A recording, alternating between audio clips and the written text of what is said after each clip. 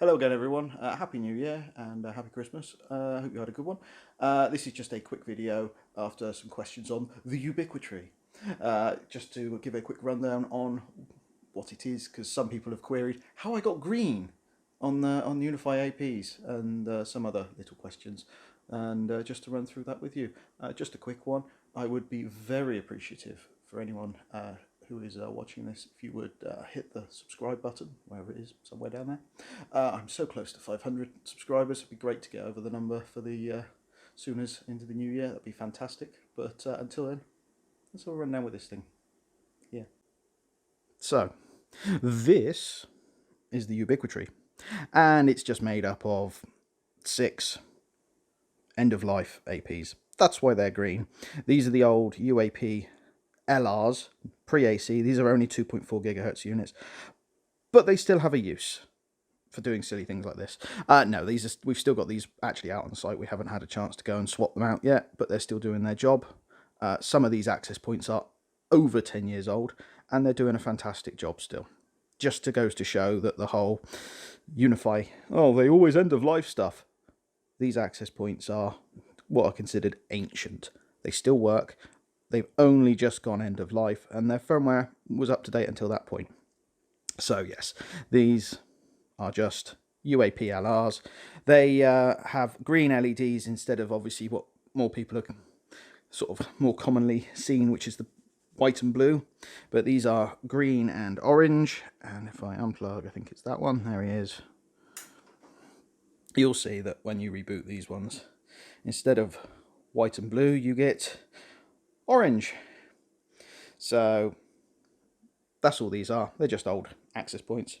Below that, for the part of the stem of the tree, just a standard USB 3 port. Again, solid little router. If any of you have watched, I think it was Willie Howe did a lovely video on the USGs, to which I agree with him on. Very functional. Believe it or not, this little thing, is a very powerful little router, as much as people slate them.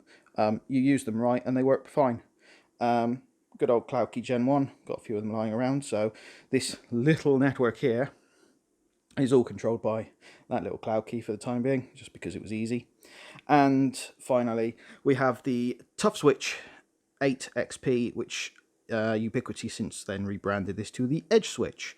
So even though it says ToughSwitch on it, the firmware says Edge Switch, just to be confusing because this is an early one. Only using this because I don't have 150 watt 8-port Unify switches lying around at the moment. Switches are hard enough to get hold of, whereas older Edge switches seem to be something that occasionally we do have them. I have this. This is part of one of my test labs, mainly because, unlike obviously the newer stuff, all of these APs are 24 volt passive. So from that port to that port is set in 24 volt mode. That port there is set in 48 volt mode. This is a passive PoE switch, so you have to be very careful with these sometimes. The only way you know which port is PoE without going into the config is on the top here. You have the activity port on the left, and you have the PoE port on the right. If it's green, it's 24 volt. If it's orange, like that one, it's 48 volt. So what you don't want to be doing is plugging non-PoE devices into one of these switches when that light is lit, because it will shove voltage up them. This is not a PoE plus or anything like that. This is not an 802 switch. This is passive only, and it supplies power, so it can make things go pop. As you can see, it's rather full, so I've even had to use the management port, which is a little 1000 port, to get access to the CloudKey. But that is it. That is the Ubiquitree. I might keep this assembled in most of its form. I'll probably get rid of the USG back out of it and take the ToughSwitch back, because that's my test switch for a few other Ubiquitree devices. I have more and more of these APs coming back because we're going around replacing them. But 10 years on site, there's not many providers that can match that with a 10-year life of an AP, and it's still supported. Again, that little CloudKey is running version 7 as a test bed, and all of these APs I could still adopt, even though they're end of life. So, there you go. That's the Ubiquitree. Thank you for watching.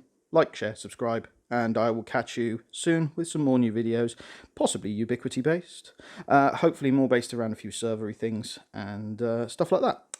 Catch you soon.